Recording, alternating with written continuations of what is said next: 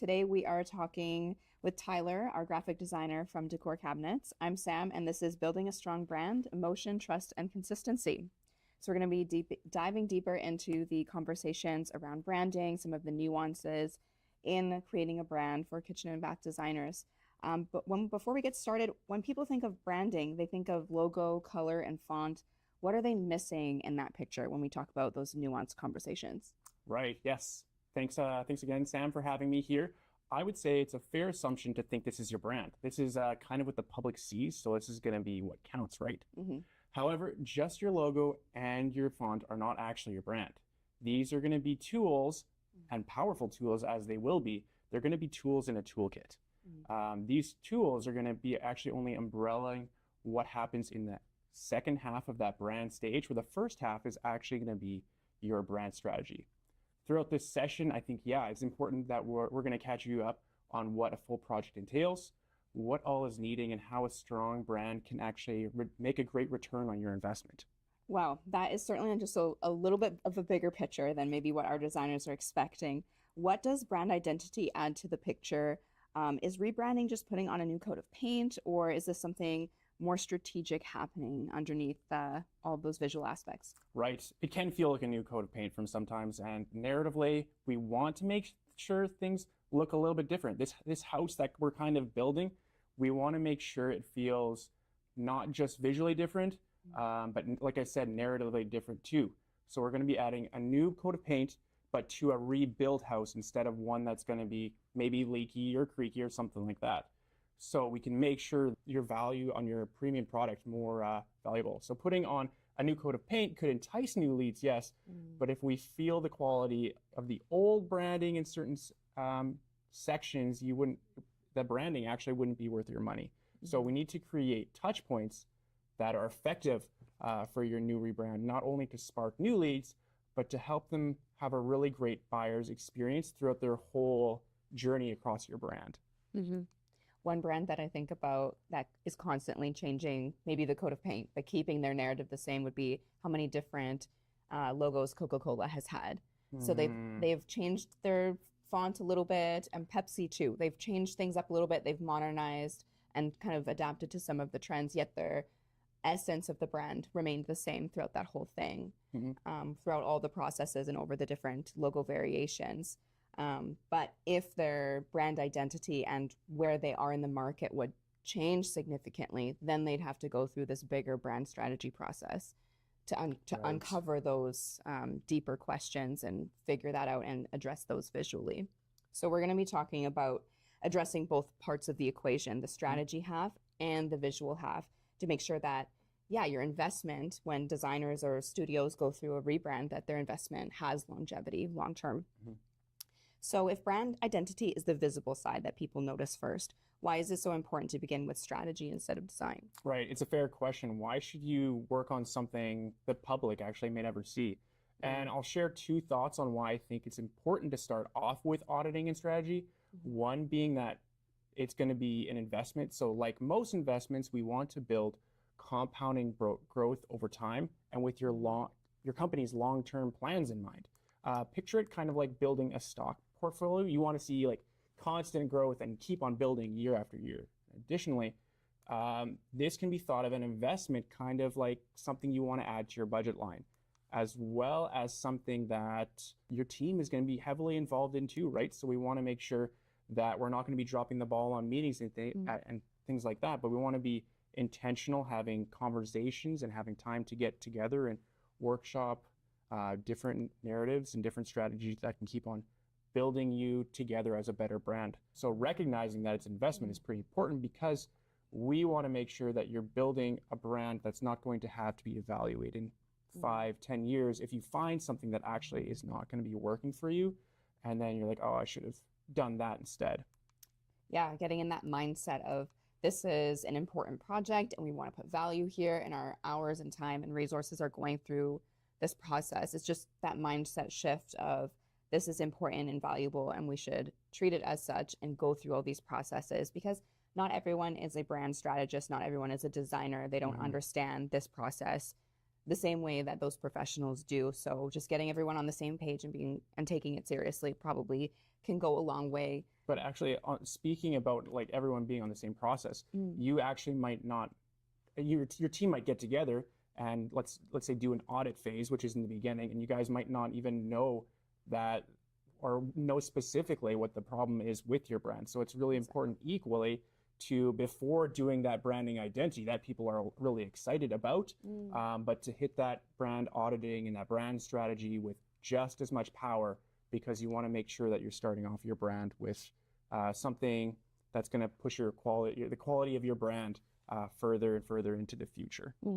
Are there any specific problems that we would want to avoid during this process that that auditing and planning and all that upfront work would avoid? Yeah, well, for sure. I think a lot of people will go into this too with a mindset of rushing and like, you need to get out something right away so people can see it. But later on, I'm actually going to dive into how you can make sure you're being intentional and you're being patient and doing those kind of things, because those are really important too, right? You want to have patience with other people when they're making their ideas as well, because a lot of ideas, there's the thing too is there's no dumb questions, right? Like if people are voicing an opinion, that is really important to do. You never know when someone's opinion might hold a nugget of really special truth, and creativity is such a dynamic process that, it takes time, and having different people have input on the process is important and gets a bigger picture and creates a better result at the end of the day. 100%. So we talked a little bit about aligning your team there and making sure you go into a brand project with the right mindset. How does a brand show up in the mind of buyers? So we're thinking now about the clients, the customers. How does branding shape what the public feels, remembers, and what they associate with? Public brand influence happens so fast, which is why it's important that first impressions are going to be so powerful. And to understand why the public intentionally wants to see your brand, you'll need to understand a little bit of product history. So I would say in the 1900s, there wasn't obviously as many brands that were out there right now, but buyers would first actually be looking for a product feature before they're looking for anything else. If they would see the features that they'd enjoy in a product, they would buy those products.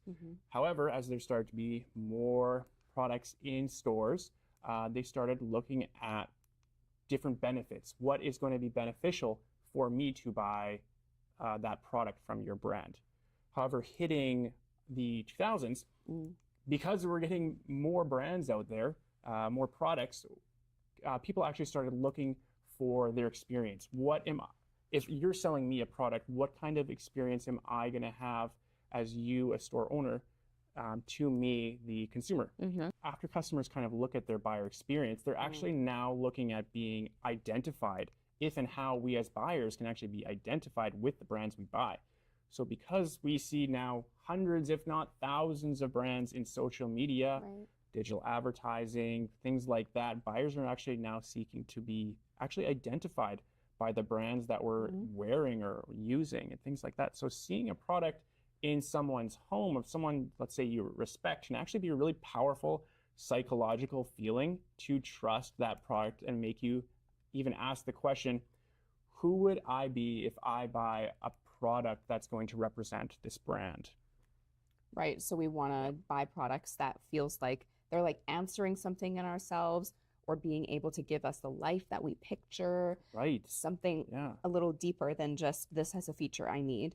So if influence happens so quickly, how do people build trust? Do they build it more with people, companies, and who helps carry this brand message? Right. And obviously trust is a really, really big point of being a brand. And for someone actually who loves fantasy novels, yes, love fantasy novels, learning the term actually brand champion has been really kind of fun to hear.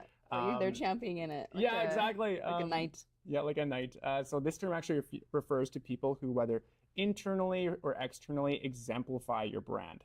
These can be people who either swear by your product or who actually mirror your values so well that they would recommend your company to work at.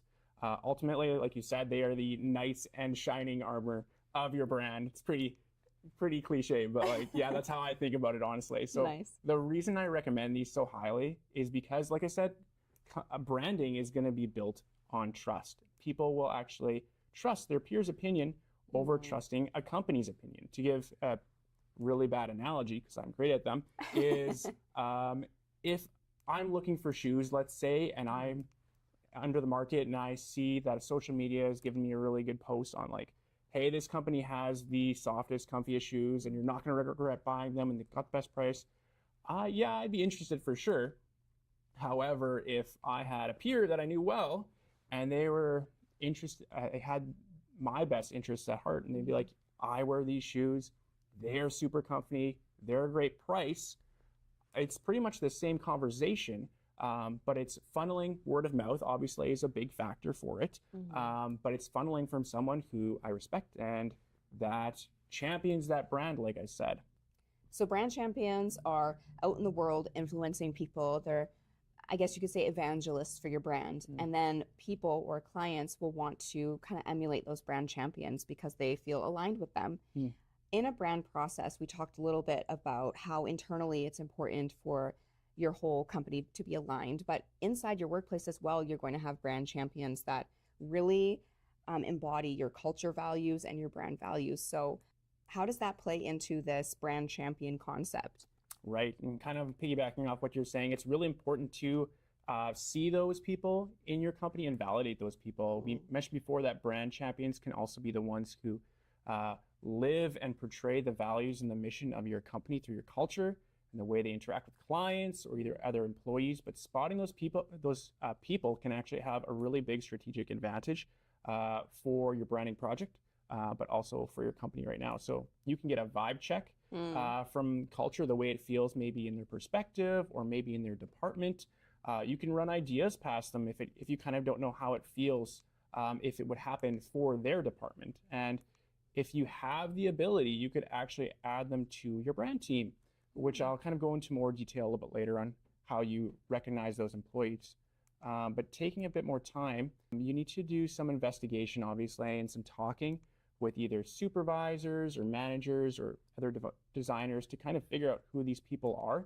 And actually, these people, they might be in your management already. So if you find it that way, then great. That's probably easier. Yeah, that's probably the best case scenario. In best case. A strong leader as a champion. Yes, but pinpointing these people and understanding how and why they appreciate your company will ultimately build a better brand morale for your company and help create that influence wisely and effectively. So recognizing them can ultimately be a little bit tricky for customers. Like if we're thinking about in a customer sense, we talked about how they look in a company, but if they're in a customer sense, they can kind of have the same positioning as your ideal client would look. But thinking about it a little bit deeper would be, it could be a client with an outstanding testimonial for your company. They could be giving you multiple projects all the time, or they could be someone that's worked with you for 10, 20 years or maybe less, and you've had a great relationship with. Right. So brand champions will look a little bit differently, internal versus external. Someone internally will just embody that culture value. And I think that's really important when dealing with kitchen designers, because you have your designer talking with your client very intimately, like they're having multiple conversations, they're guiding them through the whole kitchen design process. So I think it's important to have those brand champions really exemplifying those values that you have in your brand. And then externally, brand champions will leave great testimonials. They'll be using word of mouth to spread the word about your brand and how great of an experience they had at your kitchen and bath studio. We had briefly mentioned before that there are multiple touch points. We had mentioned it was like a radio ad, or if they saw an advertisement with some messaging on there. So how should a business think about its touch points across a full buyer's journey? Because we don't only just have a brand champion. So what are some of those other touch points? What does that look like? Right, because if you're using a brand champion just as all your touch points, that's going to be crazy. It's going to be slow. It's going to be very slow. Slow marketing. However, just for a heads up, touch points is actually a very designy term for kind of explaining interactions, whether through digital or physical, that are going to be made for your clients. This could be anywhere along the buyer's journey, from anywhere from awareness, consideration, the purchase, service, and loyalty. So they're all there. Some typical examples that I'm sure a lot of us would recognize when I say that could be social media, your product brochures, could be your website, events you have, your vehicle's business card. It can, like, I could keep on listing it for a real long time. There's lots of touch points you have. Right. But it's important to mention that design touch points is not for enforcing a mindset of cohesion will make your brand perfect. It's actually about positioning yourself to improve your buyer's experience for your customer through your brand. And you may ask the question, right? Because I just listed so many. Well, what touch points do I actually need? And this would ultimately be based on your own personal buyer's journey. How does a preferred client, or how does your preferred client like certain things? Do they prefer everything to be digital? Do they prefer everything to be tangible and physical? These answers could actually be jotted down on a workshop section that you could probably do in your narrative and strategy with your brand team. And I would actually recommend doing just that. Just get your team together and sketching out your buyer's journey, and take time to put the touch points that you have that are already in your buyer's journey. So you can kind of do some research and some comparisons on what's already working or what could be working in the future. And actually, additionally, one quick tip that we've started doing as well is implementing everything with a call to action. It's very important to kind of articulate that next step for people on their journey and just seamlessly move them over to their next step. Right. And I think for sales professionals and for showroom owners, they'll recognize the buyer's journey process. This is a pretty common sales journey that you look at your ideal client. They may be a brand champion. They will go through this step-by-step process. And I think just thinking about that buyer's journey, which they may already be familiar with, mapping those touch points out, those branding touch points, and aligning those with each step of the process, I think is a really great step to provide clarity on what's needed in a branding process, what do you already have. And once you start mapping those different touch points, one thing that keeps surfacing again and again is the power of the first impression. Of course. Where is that first impression? What is it with? And where is it in the buyer's journey? How much does the company name itself, like the business name of the design center or of an independent designer, how much of that shapes what people expect and remember and feel about a brand? And is it just a name? What's in a name? Right. Let's talk about that. It's a loaded question. And yes, a name is actually going to be one of your most important tools of your brand. So it's something that should really be extremely thoughtful and put time into. And your name actually needs to align with your product, your services, your values, all these different things, while setting yourself apart from your competitors, and obviously while looking good as well, right? Then that's probably a bit important as well.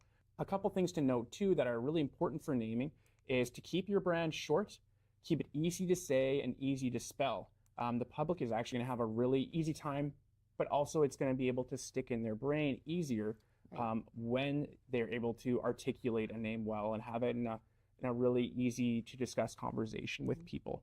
Also, to see how it feels pairing up with a product, because if it doesn't even fit on your package, if you have a long name and it doesn't even fit on your packaging box, it's going to be small, you're going to run into accessibility issues really quickly. And an exhausting truth that I hate to share is people are going to need to brainstorm dozens of names. Sometimes when I'm reading, it talks about hundreds of names, because right now there's so many companies out there that the legality of it and figuring out something that you can actually tangibly own it's a process to find. So it's not easy. No, it's not. And with the amount of names out there, like I said, there's going to be less names that are available. The last truth is don't fall in love with a name, because if it's not going to be something that you're actually going to be able to purchase or obtain, you might be very sad. So we want to make sure that you're not falling into that hole too, because there's going to be actually a lot of names out there that are going to work really well with your brand, but it's figuring out and taking yourself away from maybe what you think as a company owner is going to be best versus what is actually strategically going to work best for you as a business. One quote I actually really like that I've heard is written from a company called 100 monkeys, and it was their creative director and their founder said it is, don't pick a name that makes you one of the trees in the forest, then spend the rest of your marketing budget trying to stand out. So I love that quote. Yeah. So we want to make sure that your brand is going to take time to mean something, aligning with your values, aligning with your product, but also your mission. And it's going to stand out for 50 years to come. And you're not going to be spending extra money just trying to make yourself stand out from Susie's brand down the road. Right. To stand out from competitors, but also they're spending energy just trying to figure out what your brand is. We talked a little bit about making sure it was clear and that it, ties into your industry or what you're selling. You don't want to waste marketing budget trying to explain what you do or what your name means. I think the point you had mentioned about not falling in love with your name and like kind of maybe separating yourself out from your brand a little bit. I think this would be especially difficult if you're an independent designer and you're like a one woman or one man show. Yeah. But just trying to think about that strategy a little bit and your ideal client and the buyer's journey. We put all of this previous work into strategizing and auditing. So just separate yourself a little bit and not fall in love with the first name you think of. So if a strong name helps you stand out, the next challenge then is making sure your brand stands apart too. So from a branding perspective, why does it matter so much that your competitors look and sound different, and to know what your competitors stand for in this process? Yeah, and I'm sure I'm preaching to the choir when I say that it's pretty important for your brand to actually stand out from other brands. Obviously, this is going to rely heavily on the side of sales, but it's positioning your brand to look anywhere different physically, different from your competitors, so you can attract new customers in the wild. However, to truly have your brand thrive, you're going to actually need to make sure that it sounds different than your competitors too.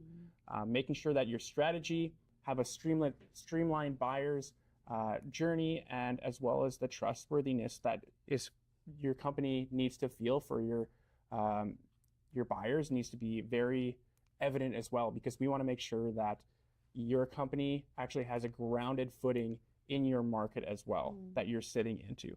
So pretty much what I'm summing up is that if all brands look the same, if all brands sell the same, how is somebody as a buyer going to be attracted to buy your product, to use your brand, right? So if using the example of a client, so if a client is looking to get their kitchen redone, if all of the designers kind of have the same vibe and all the showrooms look the same, feel the same, it might be harder for them and take longer for them to make that connection piece that we were talking about earlier, how we want how clients now want to feel a bit connected to the brands and the services that they're choosing. So having a strong name and a strong brand identity that they can connect with helps not only the connection piece, but to stand out from everybody else. If differentiation depends more on visuals and includes how your brand speaks and positions itself, where should those conversations begin? When do we start talking about the core narrative questions a team should brainstorm? Should this be early in the process? When do these conversations in the branding process kind of start around differentiation rather than just identifying who you are as a brand? Right. And I think it's important that conversations are going to be starting to begin right away. There's I feel like a different level of strategic questions that you're going to be asking maybe after an audit phase. So the audit phase, you're going to be looking at kind of what you have now. The more strategic questions, the more narrative built questions, you're actually going to be asking after the audit phase. And you're kind of going to have conversations around the tones of how your brand will widely function, which is really important. Think of it kind of as building a concrete foundation for your brand identity's framed house. So I think there's two questions that are pretty important that I've learned from a book called The Brand Gap, which is a really good branding book to kind of articulate these things. And the first question would be, what do you do? And the second question is, why does it matter? And I'll kind of explain what it is. The first question, what do you do, can be pretty easy to hash out. What do you do is actually going to be, well, for me personally, I'm a graphic designer and I help manage the brand of a manufacturing company. So this says what a tangible service I provide. and is pretty straightforward. This doesn't have to be a long-winded statement, but can be something that's going to be easy to remember. So it could be a sentence or two. Now, like I said, we want to talk about the second statement, which is a little bit harder to workshop. It's called, why does it matter? And it's a bit more quantitative. So beyond making money, why does it matter that your company is on the market? And additionally, why does it matter that a buyer is going to be buying your product? You'd encourage companies to keep this short too. Yeah, I think it's important to keep this statement short, as it's something that, like I said, for names, keeping things short are going to be easier to remember. Mm-hmm. Yeah, but as long as it's concrete, it actually answers the goals you're wanting to, or what's important. No, that makes sense. And I think those two questions can feel a little simple, but they have so much weight to them. Even if the answer is short, they represent so much. And I think it's really important to integrate that into the process of discovering a brand identity and rebranding process. Once those bigger narrative questions are on the table, teams often find a way to organize their thinking and test different directions. What are some of those workshops and testing exercises an agency might use to help clarify positioning and opportunity? Right, because workshop and exercises like that are going to be leveraging different ways that actually your company can fit in the market that you're trying to fit into. They seek to brainstorm where your company is currently sitting and present cases to kind of where you potentially want to introduce yourself into. So there's two ideas that I think we should go over, just two easy to brainstorm ideas. First one would actually be, both of them are going to give you valuable data, but the first one is going to be called the company analysis matrix. I usually say that wrong. This matrix can usually be shaped in either an L shape or can be in a 4-quadrant, and it can be analyzing your price running a direction, and it can be managing quality going another direction. And what you're going to be doing is you're going to be researching a bit of your competitors' pricing and quality, and you're going to find out where they can actually sit on this market. And then you're going to find where you also are going to do the same, and you're going to put your information with your competitors. Actually, I should keep in mind too, or you should keep in mind too, that you can take as much data as you want from your competitors, obviously respectfully, but you're going to be analyzing maybe their brochures, their website, things like that, to see where they're going to fit inside the market. And then you're going to do the same with yourself. And doing this is going to see where you actually fit in the sea of your competitors. So the goal here is to find what makes you different from your competitors. Right. If you have too much like close information, it's going to feel muddied. So what values, products, and services do you provide for your brand that set you apart? You can just plotting those different pieces onto that quadrant chart to figure out where you are in relation to your competitors. Yeah, that's true. And you can also find other data from this too. You can find out what a company that has a better quality or has better price actually look like for you to analyze and be like, okay, if I want to sit in that market or speak differently, how do they position their self? So you're answering a lot of those questions through this workshop process. Yep. The second one, I'll tell you a little bit about the second one too. There's one that I've abbreviated into PMDO, and I learned this from another book called 5 Steps to Branding. And this would be something that is a little bit easier. It's a little bit easier to workshop and can be done early on in the branding cycle. This takes another time, and you're making a 4-point square. You got your 2 lines running through, and you're asking more questions that will help you brainstorm. So the first one, the P, is going to be, what problem am I here to solve? Why does it matter now? What are we doing about it? And what do we want others to do about it? So these questions are a little bit easier to solve than the why does it matter statement. But taking time to answer these questions are going to provide significant value for your team and your team members. It's also a great guiding light too for future discussions about newly routed strategy and kind of aiding you in setting yourself apart, right, from those other competitors that you have. I think it'd be worth for any company to do that exercise as a refresher. That seems like really great information to discover about your business. And these workshops really do help uncover the right direction. So the next question is, how all of that work unfolds in practice. What does a successful branding project look like from start to finish? And what should a company expect along the way? Right. I feel like talking about the successful branding project and talking about what it looks like, it can sometimes have the undertones of, well, how long is this going to take? And depending on how large the company, this process can actually take from anywhere from months to years if you're doing it correctly. However, because you want to be successful, you're wanting to grow a strong brand, you want to be intentional. And to be intentional requires patience and just need those important attributes. So successful branding can differ from branding agency to agency, but it also, like I said, size of your company. So it's going to differ from client to client, being us. However, there's usually a rubric that is followed from each branding agency, and they have a bit of a milestone. So I'll give you this milestone so you can kind of understand what it is. It starts with auditing, then it goes to research, logo design, additionals, and managing. And agencies kind of have those similar milestones set up, but their names can sometimes be different. And the processes, like I said, they can remain the same. To point out, I'm actually not suggesting that now that I've given you this guide, these milestones here, to greenlight you to go do your own branding work here at home, but I'm actually supplying you with this information so you can feel empowered when you're potentially meeting with a branding agency, so you know what's up, what's next in store in that process. I think it's important for designers to be able to have a little bit of background so that they go into this process with, we talked about, with the team being all on the same page, seeing the value in the process, and then being able to supply the brand designer or the agency with all the information that they need.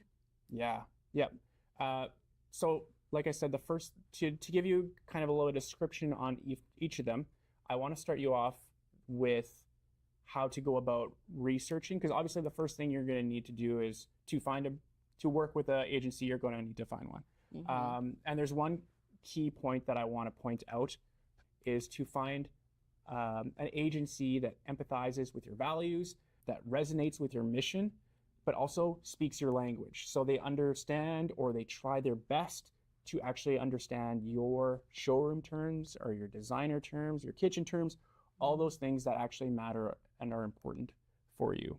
So to clarify what auditing is, it is actually collecting those touch points that we talked about previously, and it's seeing where they would fit in your buyer's journey and understanding what's working, what's not, kind of like we've discussed before. After learning how your brand functioned previously, you'll move into a strategy in positioning yourself and your brand for the future. A great line that I read in the Designing Brand Identity Guidebook is looking in a microscope in one eye and looking in a telescope in the other eye, which is what you'll be doing. You're going to be analyzing potential new core values with your microscope in one eye, and then you'll be analyzing your targets for your new market in the other eye. After that is going to be your creative, your identity team is going to come together, and your brand is finally going to come alive. They're going to be looking at that creative logo that you've been so hopefully waiting for, and they're going to be exploring how you can make data-driven results from your logo, because that's what's really important out of these touch points. So additionals are going to be those things that we're going to be looking forward to now. With our new brand in place, you're actually going to be recognizing what now is actually needed on your brand's new buyer's journey, which is going to be really effective. So the last phase that is actually throughout this milestone journey for branding is actually called the managing phase.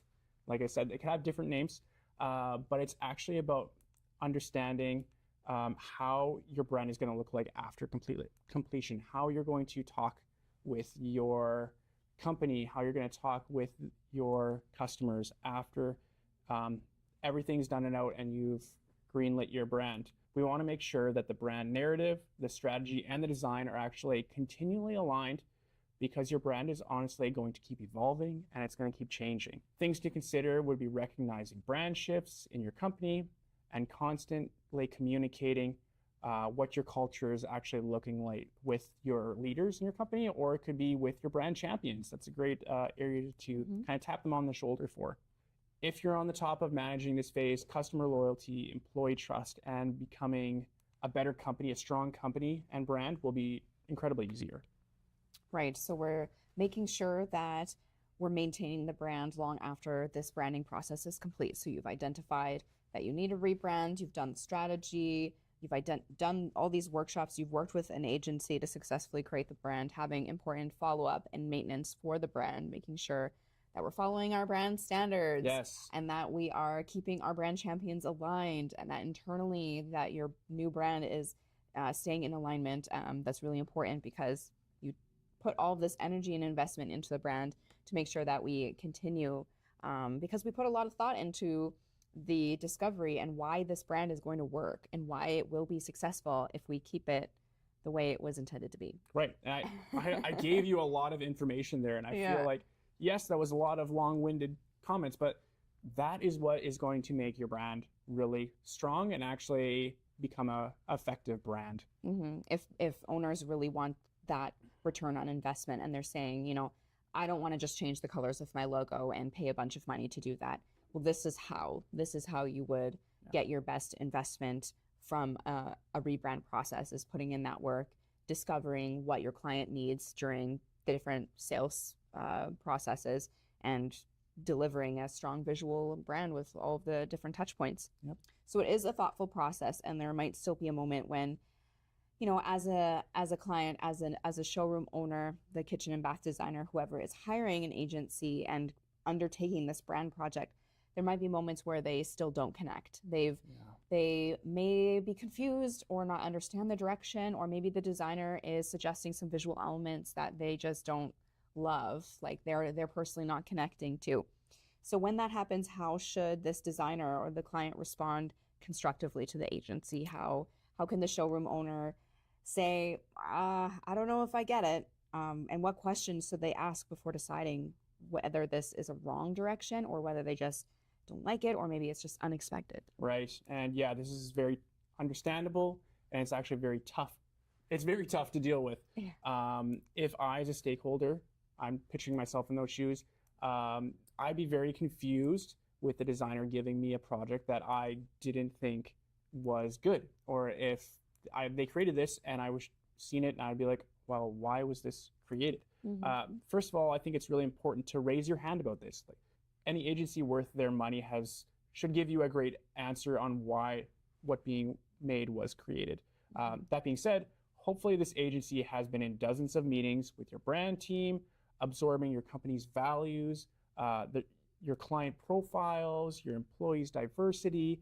Acknowledging this may calm some apprehensive thoughts, saying, okay, even though it might not have been my first choice, could it be the best choice? And it's hard to move forward with an identity that doesn't vibe with you, but also I don't want you to get the impression too of me saying, hey, these designers, they know what's best, let them walk all over you. I'm not saying that, because they might not understand something. This is also why I recommend having a brand team, a team of diverse leaders, or they can just be employees who are those brand champions and give you a really good communication of how to work with that agency and how to steer you guys in a correct direction. So overall, if you don't like what you see, the really important thing to take away from this point is just ask questions. Whether you like what you see or not, ask questions. They will have answers, and they should be data-driven. Right. I think it's really important, right, to seek alignment. We talked about it, how it could be something on the client side or the designer, the showroom owner, the business hiring the agency. It could be some sort of miscommunication or misunderstanding on that side, but it could also be on the side of the designer as well. And the whole point of this process is to come together and collaborate and create something that is aligned with the end customer. So I think keeping that client in mind is important, and also having trust in the designer as well. As you mentioned, the designer or agency has been sitting in on all these conversations. They were with you through the discovery, through the audit. They hopefully workshopped some of the workshops we discussed. So they do have this baseline understanding of what your company is about, what your values are, where the direction is going. And so even if something's a bit unexpected, maybe, wow, you didn't like that color, or please, explain to me a little bit on why this choice was made. And then you can get a bit of perspective, and hopefully seek alignment and I'm sure that it can be worked through, especially with an experienced agency. They'll be able to handle those questions professionally. Mm-hmm. Yeah, and I think it's also important to recognize that there's no dumb questions, right? Exactly. There are things that I don't know as a designer. There are things that we might not know. Yeah. The client might not know either. So it's important to just have that communication. Just realize that we are all humans, and we are all, like you said, making a better brand together. So I want to go back to some of those different touch points that we were previously discussing on different ways that a brand can show up. Something very interesting is thinking about sensory branding. So not only just visuals, but how can recognition also be built through sound and other senses? And what might that look like in practice for a company? Right. Recognizing branding through sensory is kind of a new thing, but it's also as well as an old thing. People have been doing it for quite a while. I'm sure that as sitting here or listening to this, you can think about some brands that you're like, oh, I know this brand has this. But what's intriguing is all the senses are actually going to give you signals to your brain, besides visual, faster than those visual branded elements that you have for your brand. Oh, that's so interesting. It is. Instant recognition can be triggered through sound, and it can actually steer your perception and emotion very quickly. Smell, for example, would actually trigger nostalgia and emotional connection into our memory-driven brains. Taste, which is a great one. I like my snacks. Taste is highly based on sensations and celebration, and could actually be, like I said, a branded snack that you and your client could be enjoying at your showroom. And touch, which I actually think is most valuable and tangible for us as designers and showroom owners and things like that, would be considering maybe the paper quality of your promotional material or the textures of your samples. Using strategized sensory touch points in your brand will actually turn your brand from a commodity into a luxury experience, I believe. So the reason I encourage this is because sensory branding is going to be much faster than your visual branding. And as technology begins to grow even more, sensory branding is definitely going to be something that is going to be used more and more prominently in the future. You talked a little bit on how it's an old thing, but it's also a new thing. And I think we all have those experiences, even from our childhood, of like walking in the mall and passing the chocolate shop, and you can just like smell the chocolate coming through, or going to a clothing store like Hollister, where it has that Hollister perfume smell, like you can recognize it. Those are some of the memories that come up when I think about sensory branding. But I think lately because there's so many different competitors out there, we're optimizing for this even more, because it's becoming even more important to stand out. And how can designers implement sensory branding into their brand strategy? A lot of the time, it's just brainstorming what's going to be working best for you to partner with your identity. So you don't want to take, for example, you don't want to have your luxury brand to feature grape juice and hamburgers. You want something to be really cohesive and to kind of take all these different touch points that you have working together and making sure that your experience is going to be very easy to articulate with all your senses. Right. I think that's important because we consume a lot of different brands on a daily basis, and we get a lot of ideas from external sources. But taking those ideas and kind of holding them up against that brand strategy that was previously created is an important way to make sure everything stays aligned, because, right, you don't want your luxury brand to smell like grape juice. Yeah. You know? Your brand strategy is kind of like a sounding board. It's going to be, does this work? Let's line it up with some other things. Does it feel good? If it doesn't, then it's not going to be what you want it to be. So if stronger recognition builds trust and loyalty, the big question is then, how does that translate into real results? We talked a lot about making sure that owners get their return on investment. So does branding really increase sales growth? And how should a company measure whether its branding efforts are working? Right. Two big questions that encompass a lot of what everyone here is probably having a big question about. So first, let's talk about, does branding actually increase sales growth? As stakeholders, we'll be looking at a return on their investment. It's probably good to talk about the numbers. While obviously I can't give you an exact dollar amount, I'm not going to try to see a the future or something, Yeah. we can actually see a good percentage amount. So I can share that on average, strong brands are seeing around 23% of annual growth, which has been widely known fact for actually quite a few years now. In saying that, I want you to think about branding not as a branding expense, but as a multiplier. It's very important to kind of see that it's going to continually grow over time. Right. A strong brand will make everyone's lives easier too. So this is a good way of recognizing it too. It's going to make it easier for your sales team to sell. It's going to make it easier for your customers to buy. And on top of that, which is great, is it's going to make your business more attractive, and it's going to make it easier to attract better employees to work at your business. In saying that, we want to talk about some metrics too, because obviously I think it's important to, if you even see that percentage, you want to recognize where you've seen that growth from and why, and how it would make your successful brand actually look successful with some data. So you want to measure your data in two different spots that are important to look at.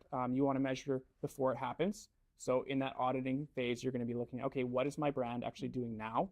And then you're going to also be looking at, not the day after releasing your brand, but you're going to be looking at it, even though you probably want to, but you're going to be looking at it 12 to 18 months down the road, because it's important to understand that even though you may see a spike in sales, you're wanting to see that, like I said, that compounding growth over time, so you can actually get some data-driven results.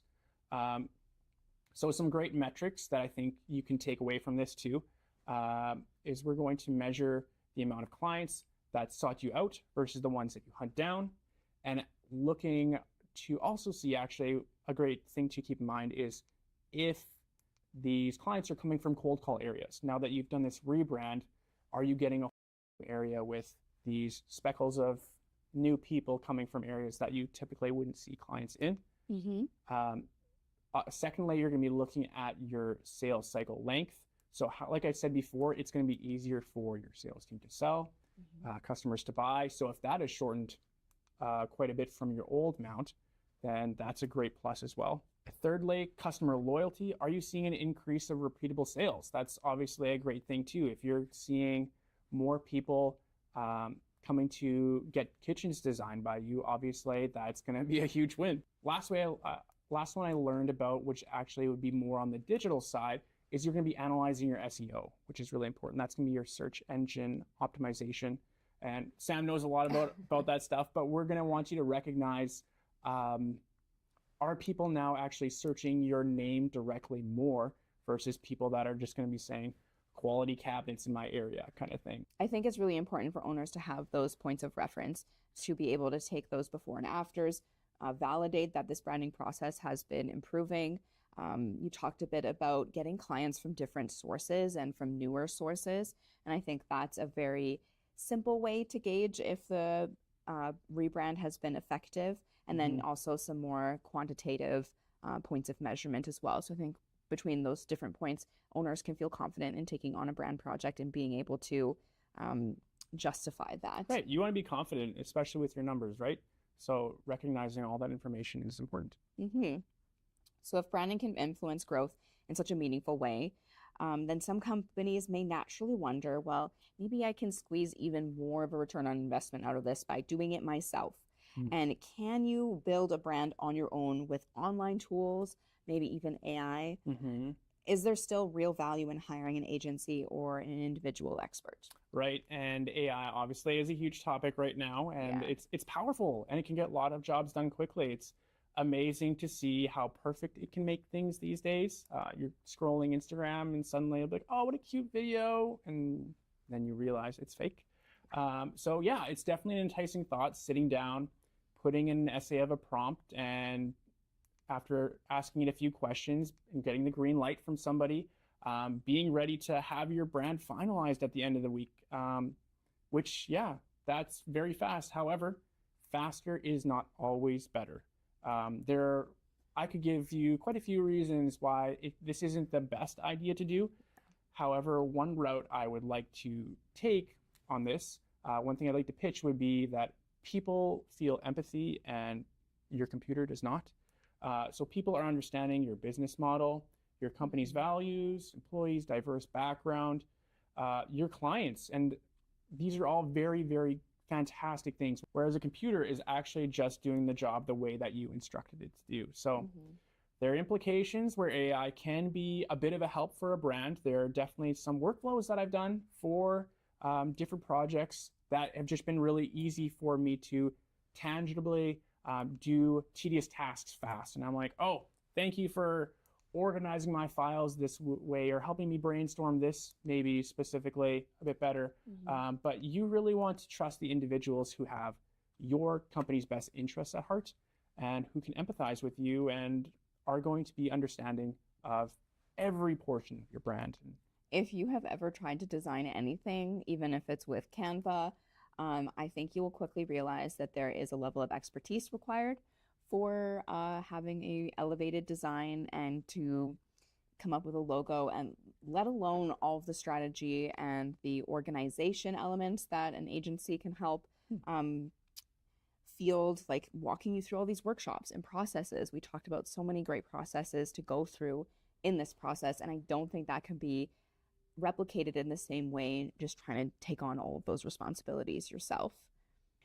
All right, so we'll do a little bit of a self-check here. How can a designer or a showroom owner assess their brand and see, do they really need a rebrand? When are they going to be ready to undertake this process? Right. It's a big question, and I'd like to offer assistance in the best way I can. So let's quickly go over some of the key findings that we've kind of brainstormed throughout this session. First being, can you recognize your brand champions and how have they affected your business? Secondly, do clients feel understood with your touch points, and how have mapping those touch points on your brand journey affected your business?